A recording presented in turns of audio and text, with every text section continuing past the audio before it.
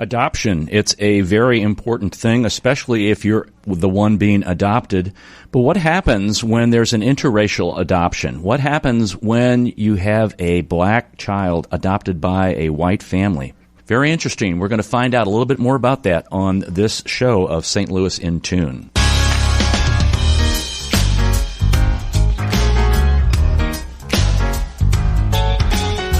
Greetings, listeners in Listenerland. Welcome to St. Louis in Tune, and thank you for joining us for fresh perspectives on issues and events with experts, community leaders, and everyday people who are driving change and making an impact that shapes our society and world. I'm your host, Arnold Stricker. Co-host Mark Langston is on assignment today. I hope I baited you folks enough about what's going to happen today in our show, but first we're going to return to civility. It's always important to be civil in society today, folks. Show respect for your children's teachers and teach your children to respect them too. Great thing to do.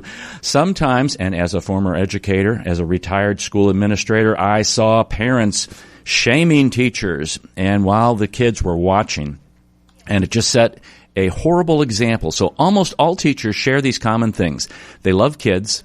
They want to help kids learn, and they are underpaid. So if you really believe your child's teacher is a bad apple, approach the principal and do something about it.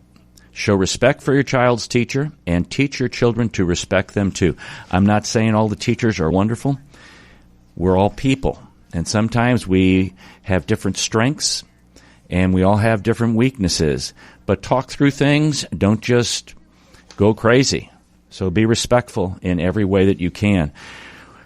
Our guest today is Leah Rachel. She is the author of Seeking Forgiveness, which is a book that's been out about a year, but she's going to be speaking and presenting her book at the Jewish Book Festival on Sunday, November the 12th at 7 p.m. out at the J. And she comes from a literary background. She's has published authors on both sides of her family tree.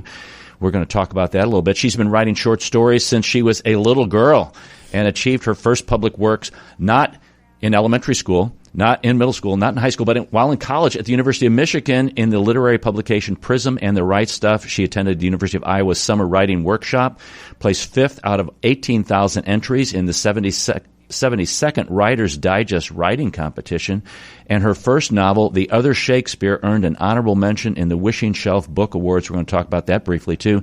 She's originally from Detroit, Michigan, lives now in St. Louis with her husband and son, teaches at the University of Missouri, St. Louis, and Seeking Forgiveness, this book we're going to talk about, has been named a Forward Indie Silver Book Award winner. Congratulations, Leah. Thank you. Thank you very much. And welcome to St. Louis in Tune. So, this is not your first love, I would say, but it's been such a heartthrob in your life that you said, I still have to keep writing, because you don't do this during the day, but you do this a lot. Actually, I would say it is my first love. I would say that I'm unfortunately risk averse. And I started off, as you were saying, my first publications in college. And so I was a creative writing major first. And then I read all the stories about how people starve as artists and writers. And I was risk averse and decided, and at the same time I was good at math.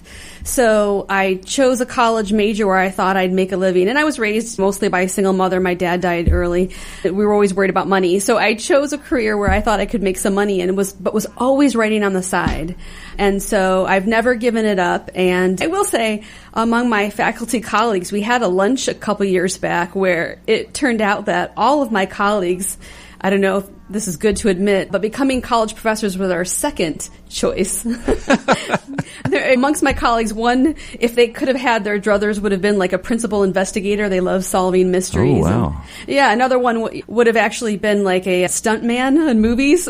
Wow. So all of us have these sort of loves. And when writing, I wish I'd taken the plunge years ago, but I was nervous I wouldn't make enough money, and so I've just kept it as a side hobby. Now, talk about this background that you have, this pedigree in your family tree of writers, because it goes back even to your grandmother, right? Yeah, so my mother's side of the family is originally from Turkey, and my grandmother actually is a very well-recognized poet and playwright in Europe, and there's one city in the country of Turkey that actually has a mosque a synagogue and a church, all three, very near to each other.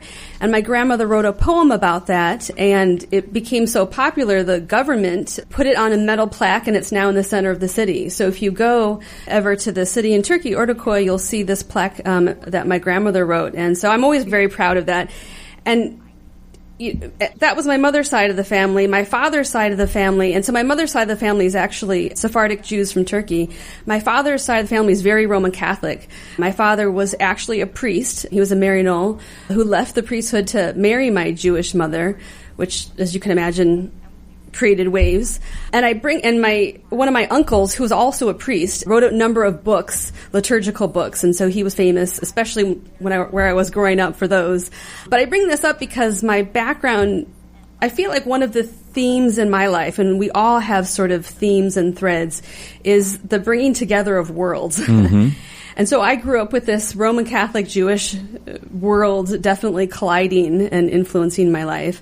And the book we're going to talk about is about my interracial family, so bringing together black and white in one family. And I'm a professor of economics, and yet I write, and so many people think like economics and writing don't mix either. So I feel like I seem to have a habit of bringing these different worlds together. Now let's get into the book a little bit, because it's about your son, mm-hmm. And some of it is what I would say nonfiction, and some of it is fiction, and you did some of that to protect his identity and the situations that go on in your family, and mm-hmm. I think we all respect that.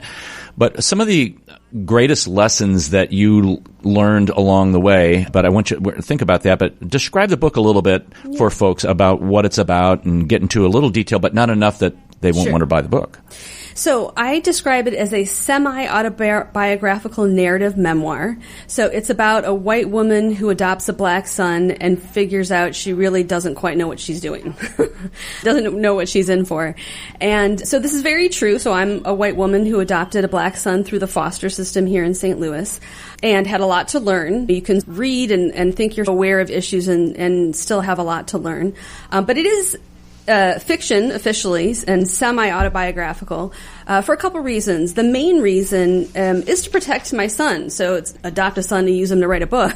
I wrote the book because so many interesting things were happening to us, and I would have friends say, you could have got to write that story down. And I have so many people coming to me with questions about interracial adoption, and I am an author, having published books before, so I wanted to write this book, but I did want to protect my son. So the detail in the book around him, his backstory is his story to tell, so it's different in the book. The child is a little bit older than my actual son. The names are different. Once you change some of that and it officially becomes fiction, the second reason I did it this way is to make the plot a little bit better. We're already going to be fiction. You might as well make it more of a page-turner. So most people who have read it told me they read it in 1 or 2 nights. It's definitely a page-turner. Because it essentially starts off with a mother's worst nightmare, where you get, I don't know if it's the absolute worst nightmare, but a nightmare that you get a call in the middle of the night that your son's been arrested, and you need to go down and figure out why he was arrested, if you can get him out, what's happening. You worry about his safety, especially if he's a black son. And so the book begins with that, and then the mother has to figure out what to do, how to help her son. And while she's at the detention center waiting, because she has to wait a number of hours, she recounts their life together, trying to figure out how they got to this point. And so it's the recounting, and each chapter has an episode, like bringing him home and adopting him and what that was like. And then the first time they had some racial incidents, then there's trying to choose a chapter on choosing a school for him, a chapter on religion and raising him, and chapters on medical issues and taking someone who's some of these issues are about adoption, not even just interracial adoption. Anyway, and it recounts raising a son and having an interracial family, and the mother's trying to figure out what led to the predicament they're in. Now, you're not an expert in interracial, or what is also called transracial, or it's also called multiracial adoption. Right. But you are an adoptive mother, and so you can speak from your experience, and that's how we're going to do it. And we're going to go in between the book and in between your experience, and they probably are folding over a lot. Yes. But there's a lot just to be a mom, period. Yes. Even if it's natural born. And there's a lot to being an adoptive mother or adoptive parent just by itself, and then an adoptive parent of a transracial or interracial or multiracial child. Now, let's pick that apart a little bit, because as I sensed in the book, you were upset with yourself because you thought you should be a better mother, but if you've never been a mother before, what do you do? So how did you respond to that? I think the book is very much about motherhood and from the mother's perspective. I think it's a great book club pick because there's so many issues to discuss. But if I'm asked about a target audience, it's definitely anybody who's interested in like families and raising families and motherhood.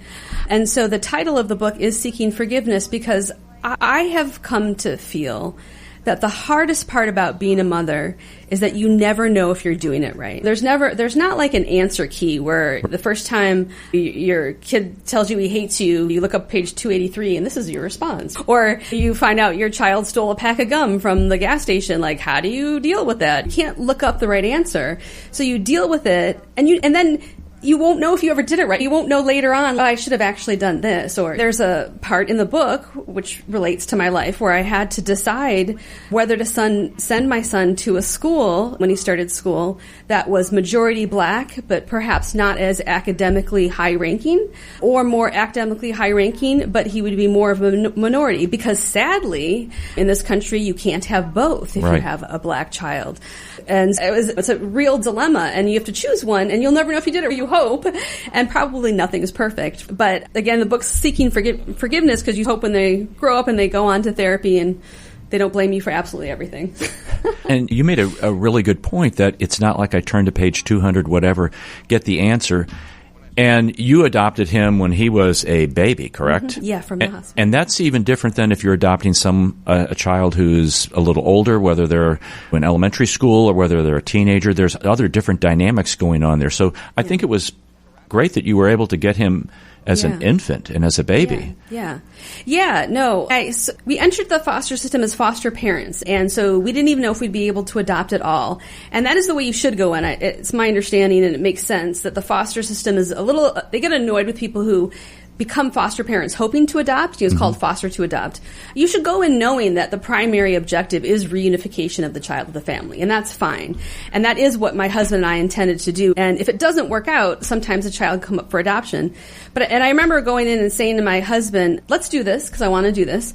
But I have no idea how hard it's going to be to have a child in your home and then have to give them back.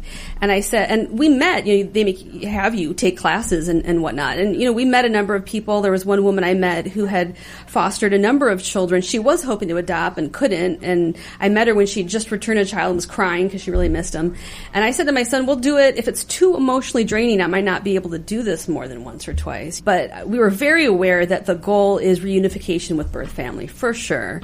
And it just so happened that our very first placement turned into a situation where adoption came up, and we were like, yeah, for sure, let's adopt him. So how long was it when you had submitted paperwork to be in a family that would want to take in kids and watch over them versus the time for the adoption?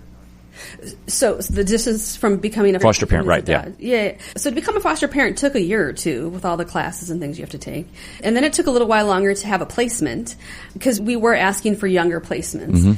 And then after that, it's based a lot by the laws in your state. So every state is different. And I like how you mentioned, I'm not an expert in this. I can only tell you my experience.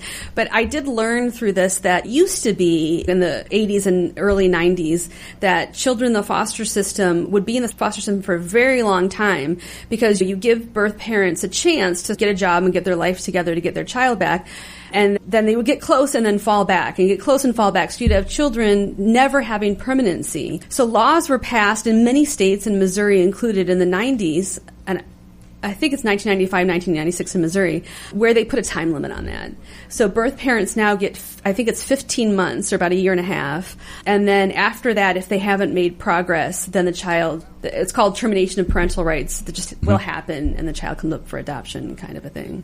Very interesting. This is Arnold Stricker of St. Louis in Tune. We're talking to Leah Rachel about her book, Seeking Forgiveness. This book has been out for about a year now, right? Yeah. and readers give it a great review, 5-star review. It also an Indies winner. Leah suggests it's also a good book club. For those of you book club folks out there, I'll tell you how many pages here. I have it in front of me. It was a quick read. I did it in a couple of nights, 154. Mm-hmm. And I like the way that you do weave in and out historical things that are going on in life. As you were writing this, let me ask you this. How long did this take you to get this done? So I've written a couple books. This is my second published one, and usually I call it draft 0. I don't call the first draft. Draft 0, that helps with writer's block to be like, this can just be junk. But that first draft takes under a year. I mean, I do have a day job, so I write in the mornings for 2-3 hours every morning. So that usually maybe takes 10 months. But then there's a lot of writing and rewriting. I mean, I do believe that successful writing is editing, mm-hmm. and I can go through as many as like 10 rounds of revision. So any book will take 2 to 3 years by the end. And your first book, describe your first book. So my first book is called The Other Shakespeare. And what it is, it's a historical fiction novel based in 16th century England. And it basically imagines what would have happened had William Shakespeare been born a woman. And so I'm not the first to think of this. Actually, I got the idea for this book because Virginia Woolf, in A Room of One's Own, if you read that book, she has like a 1-2 paragraph little thing in the book where she says, what if Shakespeare had been born a woman? I can tell you she wouldn't have been educated and would have been forced into marriage and all these things. And I remember reading those 2 paragraphs and thinking, I want to write that novel. And so I very much follow what Virginia Woolf predicted. She doesn't get an education, loves the theater, and runs off because they're forcing her into marriage and blah, blah, blah. But so it's the story of had Shakespeare been born a woman. And I will say I like that book. It got very good reviews as well. But it didn't end as hopefully as this one, Seeking Forgiveness. So one of the good things about Seeking Forgiveness, and I'm definitely not going to tell you the ending, but I feel like there's a hopeful message at the end. Mm-hmm. There's all these trials and difficulties and dismay and interracial issues and just racial issues, but it ends with a hopeful message. So as you were writing this and as you're looking back now, thinking about this, and you've done many interviews, you're going to be also, I want to repeat again, back out at the J for the Jewish Book Festival on November the 12th at 7 p.m. And this is Missouri's homegrown talent, so there will be several Missouri authors that will be speaking about their books, and Leah will be one of those authors. What lessons did you learn in the process of this, or that you can impart to people who are maybe in the midst of an adoption like this, or are anticipating it or contemplating it? What advice do you give? So I think there's probably a few lessons. One is you do have to be very open and willing to learn and make yourself uncomfortable and immerse yourself. If you're going to have an interracial adoption, you should not put the onus on the child to adjust entirely to your life. I feel like it really is true. You shouldn't adopt a black son and then just put him in a white atmosphere and have him adjust. You should put yourself in atmospheres and movies and music and parties and things where you're the minority, you're the white minority, and learn about African American culture. I listened to a lot of podcasts, and it's funny, even my son, as he's getting older, he'll come home from school and mention stuff, and I'll know what he's talking about. He's like, how do you know that? I was like, the world of podcasts. And friends. It's very important to have people over to your home that are the race of the child that you adopt, so they don't feel like they don't see it around you and in their life and as your friends. And it takes effort. I guess the thing I'd say is I grew up in Detroit, so I have a best friend who's African American. She's in the book. And I've had friends who are African American as I grow up. But I will say that most of my African American friends are female. I don't have as many that are male, and that dawned on me a few years ago, especially as my son, I felt could use more African-American role models. And I literally actually had to make effort to find friends. It's not easy, and you have to make effort as a lesson. Mm-hmm. I'm rambling at this point. No, you're fine. Mm-hmm. Now, you said you have a snippet of the book that you would like to read. Sure. And so people can get a flavor for this, because we're going to do that, folks. I'm teasing you out a little bit here, and then we'll take a little brief break. And then I asked Leah if she would respond to some suggestions that are given online about interracial adoption. Sure. And how she would respond to those kind of thoughts. This is an excerpt from Seeking Forgiveness by Leah Rachel. Okay, this is a 2-minute excerpt, and in the beginning, it's just to set it up. The mother's had just had a fight with her husband, and they're about to be divorced. I felt like a failure. That's what no one tells you. Divorce is so common nowadays, you think before it happens to you that it's no big deal, that it's just another familiar, if unfortunate, inconvenience, like a root canal. But it's so much more personal than that. When someone leaves you who you thought would be by your side forever, who you thought had made a promise to stay with you, who you assumed would put in the effort, it's a betrayal of the bitterest kind. And you can't help but wonder what you did to deserve it. It felt as if someone had pulled the plug on my life, and both the electricity and the light had gone out. I could sense Miles by my side, and I looked up from my crying. I knew I needed to pull myself together for my son. Miles was patting my back like I always patted his when he was sick or sad. "Mama?" he said softly. "Yes, baby," I replied, drying my eyes with the bottom of my t-shirt. Miles was holding his hand out in a fist. I looked at it, confused, until I realized that he wanted to give me something. I reached my hand out to his, and my son opened his palm over my own. His fingertips grazed my skin, and I felt a Lego minifigure drop into my grip. I looked down at the figurine, straight brown hair, round dark glasses, short skirt, a determined expression on her face. She looked remarkably like me. "It's you," my son confirmed, "and she's got your favorite things, coffee and a book." The minifigure was indeed holding a little square book in one hand and a round red mug in the other. I was wide-eyed at the likeness. I turned the minifigure over in my hands. "It's perfect." "I keep it with me," Miles said, as if admitting a secret, "in my pocket. At the other school, I'd bring it every day and hold on to it." "You brought this to school every day?" How did I miss that, I wondered? How did he not lose it or have it confiscated by the teachers? "Yes, but you need it more now." "Thank you," I said hoarsely, taking the Lego figure from my son and wiping away my tears. That minifigure became a sort of talisman between my son and I. When he had a bad day at school or a hard time sleeping at night, I'd slip it into his coat pocket for him to find later when he needed it. Miles would keep it for a few days, and then, when I seemed particularly sad, usually after another argument with Nate, I'd go to my room and find it nestled on the pillow of my bed. We quietly passed it back and forth between us, never admitting anything out loud, never having to. It was just a Lego minifigure passed between mother and son, a reminder that we were loved, that somebody was paying attention. I thought that was a wonderful motif that flowed through the book, that little Lego figure. It does come up later, yep. And was that something that is real? Oh, yeah, that's real. And actually, we had two. We had a loving one that we passed back and forth, and I first found in his coat pocket, hidden, or he showed me where he hid it in his coat pocket.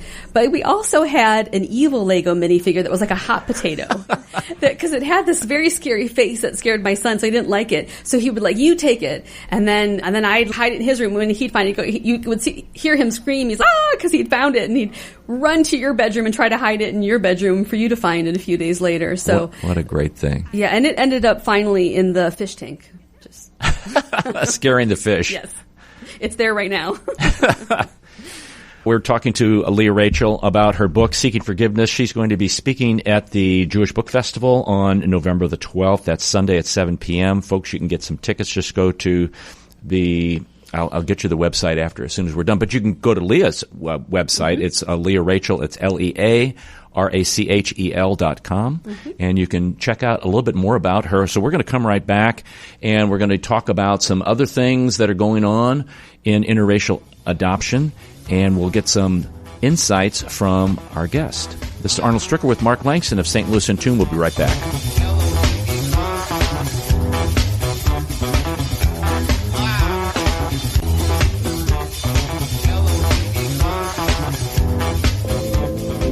At St. Louis in Tune, we strive to bring you informative, useful, and reflective stories, as well as interviews about current and historic issues and events that involve people, places, and things.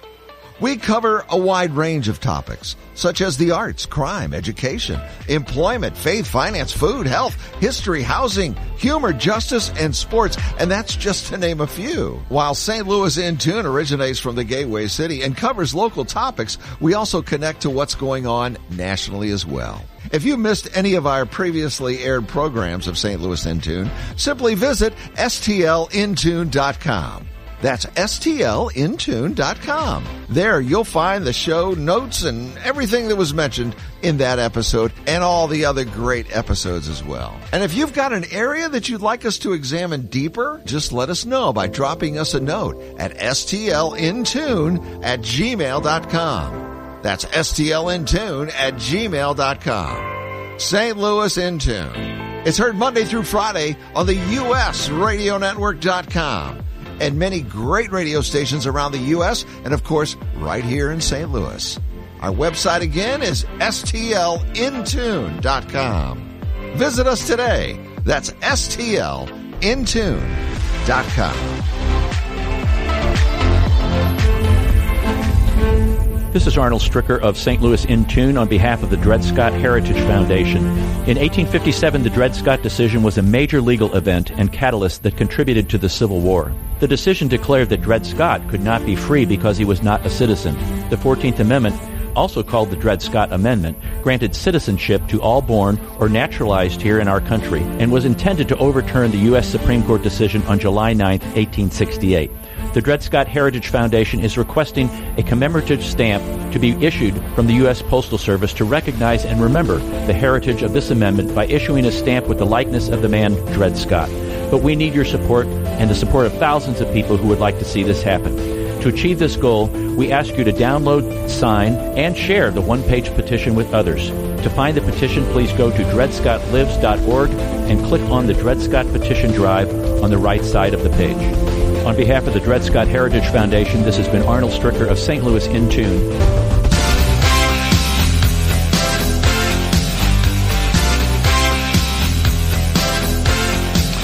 The power of love does a lot of things, folks, and our guest knows that. Leah Rachel is our guest today. She's talking about her book entitled Seeking Forgiveness, and that book and Leah will be at the Jewish Book Festival November the 12th at 7 p.m., and we'll talk more about that as we go on in the show. But I wanted to get into some suggestions, and these are online, folks, and it's great. There's a lot of resources now. Did you have a lot of resources back when you were adopting? I mean, there were definitely books and things for sure. I bought some and read some. I felt like there wasn't a ton. So I do remember one book I liked, but it was rather old, like published a while ago. But for sure, there was, if you made the effort, you could find some things, yeah. Now, so the things, folks, I'm going to read are suggestions, and this particular suggestion comes from adoptuskids.org, adoptuskids.org, and it's on envisioning your family and transitioning your family for a transracial adoption. So these are suggestions, and then there's some additional ones that I'll get into here. But the first one is talk with your family and friends that when you're talking about becoming a multiracial family, what that will mean, how will they respond to changes and things like that. How did your family and friends respond to the adoption of your son? It was varied, and I think one piece of advice is that you just don't know what to expect. So some relatives that you thought would be very open were more hesitant and pushed back, and others weren't. So it's very surprising. I have, for example, like the crazy uncle who says awful things at Thanksgiving, and that's in the book as well. And as well, there's other family very supportive. For the most part, I would say I've had supportive family and certainly friends. But even close friends, like there's an episode I described in the book that's a true story where, you know, one of my best friends growing up, we went to college together, we were even roommates for a while, and then when I adopted my son, and then when the first holidays were coming around, she asked what we were doing for Christmas. And as I mentioned, I identify more as Jewish because my dad died early and my mom raised me. So I said I probably was going to buy my son Hanukkah presents, and I don't know what we were doing for Christmas. And she was very offended. She said, "Was your son's birth mother Jewish or Christian?" And I was like, "Christian." A good friend of mine said, "Then I had to raise my son Christian, even if I didn't identify as that." And I remember just being so shocked by that, because would you say something like that to somebody whose point being, once I adopted my son, I'm fully 100% his mother like any other mother. Right. There's he's my family. Right. There's no any difference between sort of an adoptive versus non-adoptive family and how I see raising my son. So to assume that I would raise him as some religion that I'm not because of his birth mother, I felt was another instance of people seeing us as different and not fully a real family. And this was from a very close friend. What's the disconnect, Leah? Between the friend that said that? No, yeah. Because I don't understand it. Because if you adopt someone, they are your family. I don't know. At the time, I remember literally just being very shocked and not quite knowing what to say or do in this instance. But I will say this is like a theme that has come up in our lives and that is in the book and other writing of mine. Just boarding an airplane. I wrote a piece. This was in the St. Louis American and last year published in, I think, also Jewish Light. I wrote an article about this. But we were just boarding an airplane and we're sitting in our seats and my son's sitting next to me and a stewardess comes down the aisle and just stops and says, "Wait, are you two together? Is he with you?" And I'm like, yes. And I get that we're different colors and maybe she's trying to be careful, but when a little child hears that over and over, he maybe starts to wonder, are we a family? Do I fit in anywhere?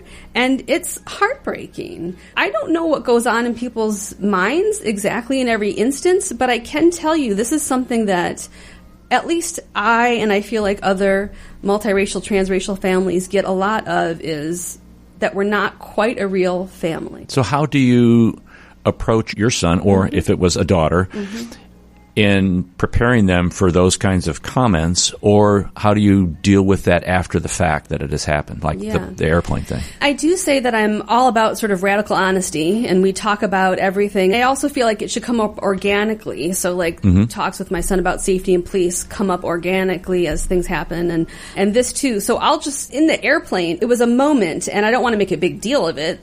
So I just said, yes, he's with us, and we moved on. But I can tell you another story that was a much bigger deal that led to a little bit of a talk was the first time I took my son to the dentist. So he was like 5, and I figured, it's time to take him to the dentist. I make an appointment, not thinking of anything will happen. I show up, and the woman behind the counter, she looks at us funny and closes the glass partition, goes away, and comes back, and then she says, "We need your papers."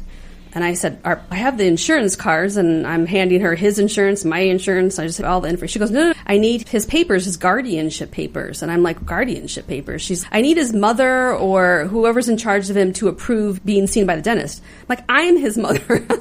And she's only saying this because we're different colors, right? Like, I'm sure she doesn't say this to everybody. So I had no adoption papers on. Who brings adoption papers to the dentist? And so they refused to see us. So we had to leave.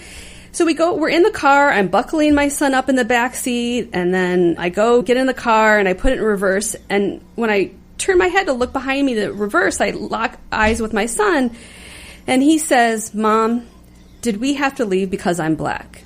He's 5. And I said to my son, "No, baby. We had to leave because Mommy's white." And I bring this up because I did not want him to blame himself. And this is a conversation we've had about not him blaming himself when things like this happen, and that there are other people that are unaware. Maybe it's not always malicious, but it's not about you or us as a family, and that one led to a little more of a conversation. Yeah, or no, we're leaving because some people can't learn. Yeah, I don't want to push it there, but I reported them in the Missouri Dental Board. Absolutely. Absolutely. Now, what about relatives who are what I would call racists? Yeah. Sadly, just like with anything, I think that happens. I'm sure people know you lose friends over Facebook when things happen, and they're relatives you don't see as often. So I will say there are relatives that it has strained the relationship. And I know for good or bad. And when I'm the type of person, and I document this in the book too, I don't really back down from a fight. I feel as I get older, sometimes maybe I should just give people a little bit more time. But I will just be like, you're wrong, and I'll stand up for my son and whatnot, but then that makes it harder to continue close relationships. I find that's important, standing up for my son and making sure he's aware and making him feel comfortable that he can tell me how he's feeling in any instance. But I don't know, it has led to some cooler relationships with some family members. But if you don't stand up for him, then it gives him the impression that you don't have his back. Yes, for sure. And if it's ever in front of him, for sure, I'm going to stand up. And I think I think I mentioned that my family's Turkish. And there's an incident I describe a little bit in the book too, where one of my uncles said something that was offensive. And I think as I've gotten older, I think part of it might have been translation. His native tongue is not English, it's Turkish. And I do think what he said was racist still, but I think sometimes, and this is what I'm saying, give people a little bit more grace and a little bit more patience. Because if you just fight them, then their hackles go up and not a lot gets solved. But if you give people a little more grace and you're, instead of just completely fighting, being like, where's that coming from? Maybe, I don't know, maybe you could have more of a conversation. And if you have more of a conversation, maybe then you can move the needle a little bit. Yeah, that's a great point. That's a great point. How about find mentors and role models for your child? Very important. You kind of mentioned that a little bit. Yeah, and difficult, I will say. I think I mentioned in the book I have the main talk about the police given to my son by somebody else because I felt like he needed to hear it from a black man. He needed to hear, I can tell him about respecting authority when it's happening and fighting it later when you're safe, and I can go over these conversations. What do I know? I'm a tiny little white Jewish woman. And he heard me, but I felt like he wasn't always getting the seriousness. So I enlisted a black male friend to give him the talk, and it seemed like it made a difference to do it that way. And I've resorted, my friend, if she listens, knows, I've called one of my friends and said, at the time he was a fiance, they're now married, but said, I want another black role model for my son. Will your fiance just play video games with him once in a while? Be his friend. Maybe that sounds stupid, and I felt stupid asking her, but she was like, I get it. And when we're and hopefully if you've got good friends, they want to help you. Absolutely. And I feel like it was good that I admitted I needed help. I agree with that. Because you did that in the book. There was something about a haircut, and I don't want to get into that, but a lot of things that families do deal with finances, and if you can cut hair by yourself, that's great. You can save some finances. That happened to me when I was a kid. And then you get older, you can get to the barber, but dealing with hair of a young black gentleman. Okay. You took him in the book, you took him to a barbershop, and where I'm going with this is like art or books, or if it's a girl, dolls and things like that. So, and what was interesting about that, and again, these are all based on things that happen to us. When your child's young and growing up and watching cartoons on Saturday and whatnot, so many of those role models don't look like them. And so my son really wanted like Harry Potter hair, and I'm like, we all want different hair. I used to want curly hair and mine straight, and then he would want, who's that guy in that one? I'm forgetting the name of the character because it was a number of years ago now, but my son kept picking white boys' hair that he wanted, blonde and brown, but white boy hair. And I finally had to be like, Sweet Pea, I genuinely had always wanted curly red hair. We not all get the hair that we want. Your hair is beautiful, but your hair is not going to be those hairs no matter what we do. and I needed to find a good place to take him and give him a good haircut where he'd have confidence in what he looked like. Exactly. And pride in what happens. How about you mentioned this earlier, enrolling in a diverse school, and even a diverse school that has, I'm reading some things here, where the staff is also diverse, just not the student body. Sure. Oh, yeah. So, very important. So for us, it was, continues to be difficult. You never know if you made the right decisions. I was just in Newark at a writers' conference and was talking about this, and I mentioned the conundrum I had, what kind of school to send him to. I researched a lot of schools and still felt like it was either more academically advanced, like Clayton, which is a good school, but he'd be not the only black kid, but more of a minority, or somewhere else where he'd be more in the majority, but maybe less academically rigorous. And I would get people say, what'd you choose? And I asked a lot of my female black friends who were mothers. And I can remember one of my friends, Sherry, she said, I'm debating this too. And she goes, I'm sending my kid to Burroughs or whatever, really good school. He's going to be one of the few black kids there, but I don't care because my son's going to be a lawyer or doctor, and he might as well get used to being the only black kid in the room or the black person in the room now. So she was like, and she said, I can always bring my son home and give him the black culture at home. At school, I want him to learn to be in an environment with white people. That made sense. I thought, I can't make that decision. Right. Because he's not going to come home and have the black culture there. So I can't send him to white school and have him come home and be white. So we started off actually in a district that I had felt like was more racially diverse, but it didn't work out well. We had a really bad racial incident happen, and so we moved. So we are now in Clayton. So look, he's definitely not the only black kid there. I think it's 20 to 30% African American, which is good. But like you said, role models. I know in the elementary school, the advisor was a black man, and that was very good. Right now, he's in the middle school, and there's 2 advisors he could have. One is white, one isn't. And I actually asked for it to not be the white person. They said no. So he does have the white advisor right now. But I'm always advocating and trying for him to get the right role models. Right. And that's all you can do. Pay attention, try, and advocate for your child. So speaking about that, does he bring up now that he's older things like that, like this would be beneficial for me, or when did that start in his life?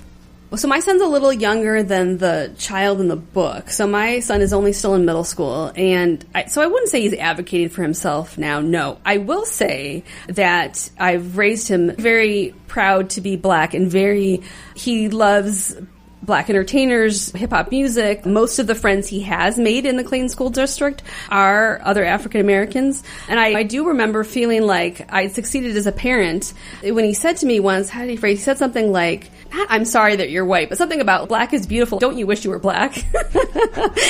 I'm forgetting the exact phrase how I put it. And I was like, oh, I love it. He's so proud of being black. He thinks that I'm not as attractive being white. And I'm like, oh, he's so cute. He's too young to advocate in terms of advisors, but he is definitely proud of everything black. Yeah, because that goes into embracing new traditions or understanding the culture a little bit more. Are there new traditions that you have introduced in your family?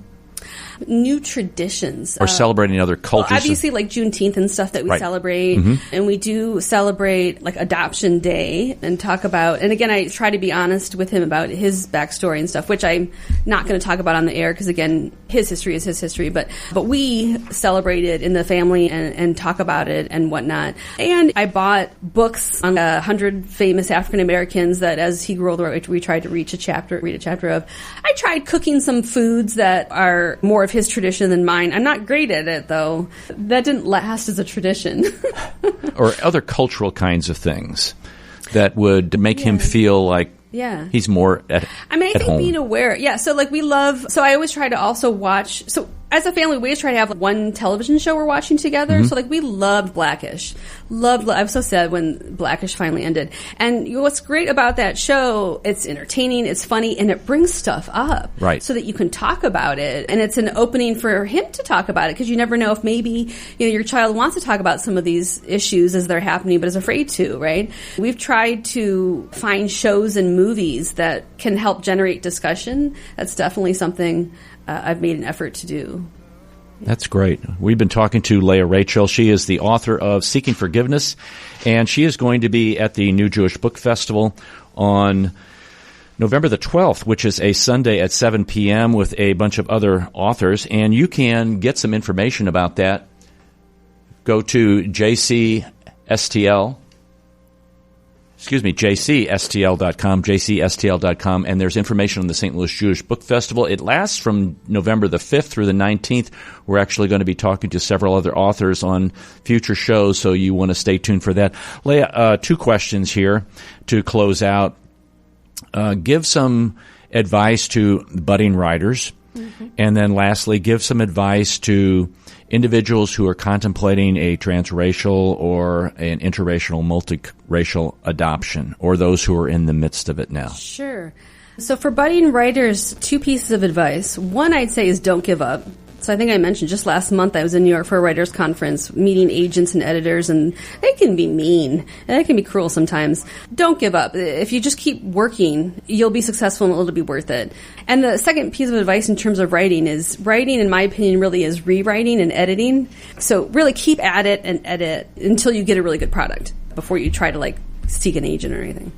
In terms of those who are contemplating adoption or transracial or interracial or multiracial adoption, my piece of advice, it's funny, I have an aunt who said this to me. She said, only thing that matters is to love your son. Just love your son. And I remember in the beginning thinking, well, that's simplistic.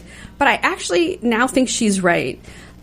just love him to or her, love your child to death, and let them know you love them, because it's not going to be easy. There's going to be difficult things, but if they feel that love, it's like a support. It's like a buffer, and it'll help get through anything that happens. Wow. That's really good advice. Kids want to be loved. Mm-hmm. Mm-hmm. Parents, it's not your job to be a friend. Right. That comes later. Right. You can be a friend later, yep. after executive function is kicked in. I have a story about that, but yeah. Executive function. We'll have to do that one at another time.